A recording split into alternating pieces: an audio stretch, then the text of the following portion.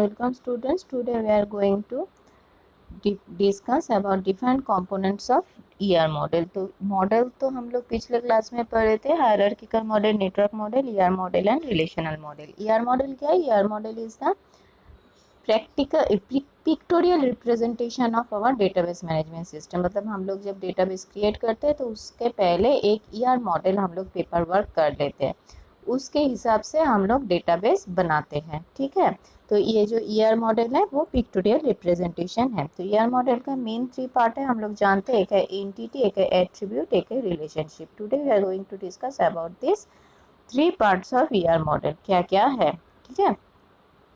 तो एंटिटी में एक आता है एंटिटी, एट्रीब्यूट में की attribute, composite, multi value, derived and relationship. 4 relationship है. तो इस सब के बारे में चलो हम लोग डिस्कस करते हैं एक एक करके. तो at first we have to discuss what is entity. Entity क्या है, ठीक है. एंटिटी है क्या कि the basic components of a DBMS. मतलब हम लोग अगर स्कूल का डीबीएमएस बनाएंगे तो स्कूल में किस किस चीज़ का हम लोग रिकॉर्ड स्टोर करेंगे, तो वो होता है, मतलब किसका डेटा हम लोगों को स्टोर करना है in the database. So that is the entity. मतलब स्कूल में किसका होगा? स्टूडेंट्स का होगा. ये मैं पहले भी डिस्कस कर चुकी हूँ. स्टूडेंट्स का होता है, टीचर्स का होता है, फिर नॉन टीचिंग स्टाफ का होता है. वहाँ पे स्कूल का जो यूटिलिटीज़ है वो सब होता है. वहाँ पे जो मशीनरी पार्ट्स है, जो स्कूल का प्रॉपर्टी, मतलब कितना फैन है, कितना कंप्यूटर है, वो सब होता है उसका एंटिटी. तो सबके बारे में अलग अलग से रिकॉर्ड हम लोग whenever store the data of different types in a database, so that is known as entity. So entity is an object or component of data. and entity represents. so कैसे रेक्टेंगल से entity represent किए जाते हैं. तो यहाँ पे देखो, ये स्टूडेंट्स एंड कॉलेज का 2 एंटिटी है. ये कॉलेज के डेटाबेस के लिए है. ये जब हम लोग या डायग्राम बनाते हैं तो स्टूडेंट और कॉलेज में ये बीच में हम लोग क्या देते हैं, बीच में ये है रिलेशन. हम लोग जानते हैं कि रिलेशन डायमंड शेप का होता है. तो ये है इसका रिलेशन. सो यहाँ पे to here it is defined 2 entities and the relation between the 2 entities. मतलब जो भी ये डेटाबेस में हम लोग कुछ ऐसा रिलेशन एंटिटी नहीं रखेंगे जो डेटाबेस से कोई वास्ता नहीं हो. मतलब हम लोग वहाँ पे स्कूल या फिर कॉलेज के डेटाबेस में कस्टमर नाम की कोई एंटिटी नहीं रखेंगे, क्योंकि स्कूल और कॉलेज में कोई कस्टमर नहीं होता है. ठीक है, वहाँ पे डिपॉजिट करना, विथड्रॉ करना, कहाँ पे कंपनी डिपार्टमेंट की डिपार्टमेंट होता है कि कौन से डिपार्टमेंट में कौन पढ़ाएगा, तो वो होता है. पर जो उसका रिलेटेड है वही वहाँ पे डेटा स्टोर होता है. तो वो होता है यहाँ पे एंटिटी. तो यहाँ पे एंटिटी क्या है, यहाँ पे दिखाई रहा है स्टूडेंट्स और कॉलेज 2 एंटिटी है. Entity represents using rectangle and in दोनों में जो एक रिलेशन है. Every entity in A database should be related with one another. Not necessary कि every entity should be linked with every another. It is not necessary, but there must be some relation between the entities. क्योंकि कोई single table होता है, पर most probably यहाँ पे क्या होता है, एंटिटीज में एक रिलेशन होता है. तो यहाँ पे रिलेशन क्या होता है, स्टूडेंट्स और कॉलेज में ऑब्वियसली रिलेशन है. ये रिलेशन है स्टडी, मतलब स्टूडेंट्स कॉलेज में स्टडी करता है. अब एंटिटी, एक एंटिटी का पार्ट होता है, वो होता है वीक एंटिटी. वीक एंटिटी क्या है? Weak entity are those entity whose existence is totally dependent on another entity. मतलब जिस एंटिटी का डिपेंडेंसी, वो एंटिटी एग्जिस्ट ही करता है कि दूसरा एंटिटी के वजह से. फॉर एग्जाम्पल देखो, एग्जाम्पल देखोगे तो समझ जाओगे. यहाँ पे देखो, बैंक अकाउंट, बैंक. ठीक है, तो बैंक अगर नहीं होगा तो बैंक अकाउंट कहाँ से बनेगा? ठीक है, बैंक मतलब कहाँ पे बैंक का ब्रांच है, तो अलग अलग ब्रांच में अलग अलग बैंक अकाउंट होगा. तो एक ब्रांच में, तो ये जो बैंक अकाउंट है, तो ये बैंक अकाउंट किसके ऊपर डिपेंड करता है? बैंक के ऊपर डिपेंड करता है. ठीक है, अब ये बैंक अकाउंट, सपोज यहाँ पे एक है, हम लोग अगर एक एंटिटी दिए कस्टमर, तो कस्टमर किसका होगा? तो कस्टमर का किससे रिलेटेड होगा? कस्टमर ये बैंक अकाउंट किससे रिलेटेड है, ये भी कस्टमर से रिलेटेड है, क्योंकि कस्टमर नहीं होगा तो बैंक अकाउंट नहीं होगा। इसलिए कोई भी एंटिटी अगर फुल्ली डिपेंड करता है कि दूसरे एंटिटी के ऊपर, then that is known as weak entity.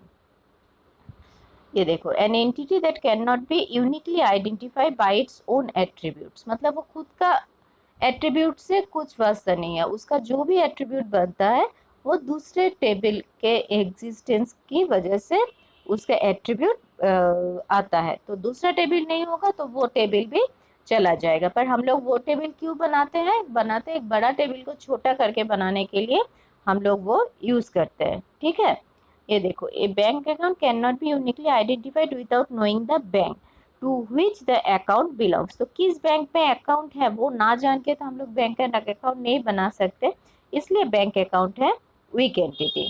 ठीक है, अब आता है एट्रीब्यूट। तो एट्रीब्यूट है क्या, attribute describe the properties of an entity. मतलब एंटिटी तो हम लोग बोल रहे हैं स्टूडेंट्स, पर स्टूडेंट्स का क्या रखेंगे, सिर्फ स्टूडेंट्स बोल के तो नहीं होता है, स्टूडेंट्स के बारे में हम लोग जो जो वहाँ पे रिकॉर्ड रखेंगे तो that is known as attribute. मतलब स्टूडेंट्स के लिए उसका name, roll, class, section, address, ये सब है उसका एट्रीब्यूट्स। ये तो तुम लोग, मैं पहले भी डिस्कस कर चुकी हूँ। एम्प्लॉय का क्या होता है, एम्प्लॉय का अगर कोई ऑफिस का एम्प्लॉय का होगा तो वहाँ पे उसका सैलरी, उसका एड्रेस, उसका ज्वाइनिंग डेट, ये सब होगा। तो ये सब है एट्रीब्यूट। एट्रीब्यूट चार तरीके का होता है, की attribute, composite attribute, multivalued attribute, derived attribute. देखो क्या क्या होता है। की एट्रीब्यूट है कि अगर कोई भी एट्रीब्यूट से if a single record, record किसे बोले जाते हैं, मतलब the record of every students. Suppose एक क्लास में 30 स्टूडेंट्स है, ठीक है, तो हम लोग बोलेंगे कि so in order to store the data of that class, ध्यान से समझो, in order to create a table of that class, in order to store the record of the students of that class, we have to store the records for 30 students। मतलब उस class का record अगर हम लोग रखना चाहेंगे तो 30 students का ही रिकॉर्ड रखना होगा। then we can say that the table contains 30 records। ठीक है, तो ये हो, तो ये जो 30 रिकॉर्ड्स वहाँ पे रहेगा, सपोज एक क्लास में 30 स्टूडेंट्स है, so maybe more than one have the same name, नाम तो सेम हो ही सकता है, नॉट नेसेसरी कि everyone have should have identical name, तो नाम तो सेम होगा। तो एक रिकॉर्ड को in order to uniquely identify a record from a table, the attribute value must be unique for one column। मतलब ये जो एट्रीब्यूट हम लोग लेते हैं, students name, class, roll, section, तो एक एट्रीब्यूट का वैल्यू यूनिक होना है। यूनिक होना है मतलब किसी भी दो स्टूडेंट्स का डुप्लीकेट वैल्यू नहीं होगा। तो क्लास में क्या होता है unique, obviously roll number, so that roll number we can use. तो क्लास में जाके अगर हम लोग नाम बोलेंगे, तो नाम बोलोगे तो वो क्या हो जाएगा कि दो स्टूडेंट्स का अगर सेम नाम होगा दो ही खड़ा हो जाएगा। तो अगर हम लोग क्या बोलेंगे कि roll number 22, then the students who stand up whose roll number is 22, तो रोल नंबर 22 से एक ही स्टूडेंट्स को जाना जाएगा। तो that is known as key attribute key. ठीक है, जो यूनिक एट्रीब्यूट होता है उसको की एट्रीब्यूट बोले जाते हैं। There are different types of key attribute, we will discuss it later. अब आता है कॉम्पोजिट एट्रीब्यूट। कॉम्पोजिट एट्रीब्यूट मतलब an attribute that is a combination of other attributes is known as composite attribute। मतलब देखो, students का हम लोग address लिखते हैं, तो एड्रेस लिखेंगे, एड्रेस क्या होता है, सिर्फ एक स्टेट का नाम तो एड्रेस नहीं होता है। एड्रेस के लिए हम लोग क्या लिखते हैं, पिन लिखते हैं, स्टेट लिखते हैं, कंट्री लिखते हैं, सब कुछ मिलके तो एक एड्रेस होता है। तो ये एड्रेस का भी डिफरेंट पार्ट है। ठीक है, तो address is a composite attribute. ठीक है, जो एट्रीब्यूट बहुत सारे एट्रीब्यूट, मतलब जिसका एट्रीब्यूट का सब डिवीजन होता है, that attributes known as composite attributes. अब है multi valued attributes. Multi valued attributes is simply define that the attribute whose values are more than one value, whose are more than one value। तो an attribute that can hold multiple values is known as multi-valued attribute obviously। and multi-valued attribute represent double ovals। ये याद रखना, ये short question में आता है कि double Oval से देखो, नॉर्मली एट्रीब्यूट ओवल शेप से आता है, ये तुम लोग यह डायग्राम में देख चुके हो। पर अगर डबल ओवल शेप होता है तो उसको वो होता है multi valued attribute. Multi valued attribute मतलब फोन नंबर, तो एक का तो दो फोन नंबर हो ही सकता है। So phone number is an multi valued attribute, but student name and date of birth can not be multi valued attribute. Derived attribute, it is also very important. A derived attribute is one whose value is dynamic and derived from another attribute। मतलब जिस attribute का value हम लोग दूसरे attribute से निकाल सकते हैं। कैसे, यहाँ पे देखो, यहाँ पे किसी का अगर डेट ऑफ बर्थ जानते हो तो उसका एज हम लोग निकाल सकते हैं। हम लोग कभी भी age, in general age input नहीं होता है किसी भी टेबल में। तो इनपुट क्या होता है, मतलब कि क्या एट्रीब्यूट हम लोग इनपुट करते हैं, डेट ऑफ बर्थ। तो डेट ऑफ बर्थ से आसानी से हम लोग एज निकल सकते हैं। So age is the derived attribute. Okay, अब है रिलेशनशिप। तो टेबल में तो एक डेटाबेस में क्या होता है, database is a collection of different related tables. तो डिफरेंट रिलेटेड जो टेबल्स होता है, तो वो टेबल्स में तो एक रिलेशन होता है। रिलेशन मतलब तुम लोग मैथ्स में भी पढ़ चुके हो, रिलेशन चार तरीके का रिलेशन है, one to one, one to many, many to many, many to one. ठीक है, तो यहाँ पे भी किस तरीके से one to one, many to many relationship होता है, देखो ये एग्जाम्पल में भी आता है रिलेशनशिप। देखो, वन टू वन रिलेशनशिप,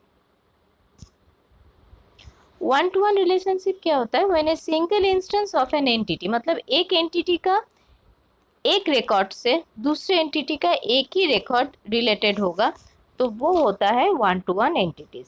ठीक है, मतलब सब यहाँ पे एग्जांपल देखो, एग्जांपल देख के समझ जाओगे। ये देखो, पर्सन एक एंटिटी है, पासपोर्ट एक एंटिटी है।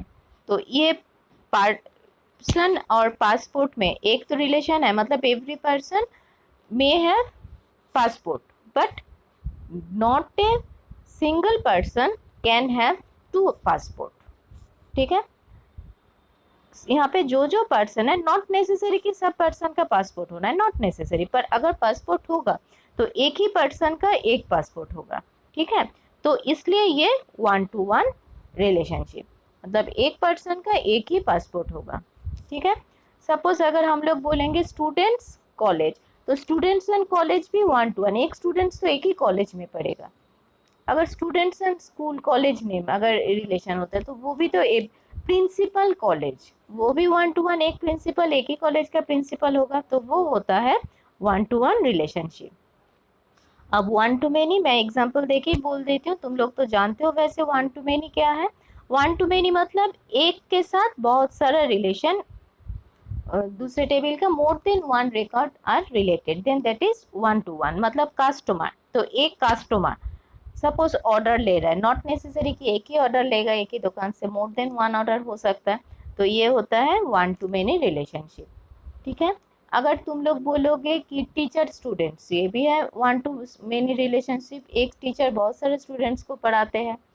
अगर स्टूडेंट्स कॉलेज का है वन टू वन रिलेशनशिप। अगर हम लोग कॉलेज और स्टूडेंट्स का बोलेंगे रिवर्स करके, तो एक कॉलेज में तो बहुत सारा स्टूडेंट्स हो सकता है, तो फिर वो अगर इस साइड कॉलेज और इस साइड अगर स्टूडेंट्स होगा तो ये भी तो one to one, one to many होगा। मतलब एक कॉलेज में बहुत सारा स्टूडेंट्स पढ़ता है, ठीक है, वो होता है वन टू मेनी। अब many to one, many to one मतलब रिवर्स।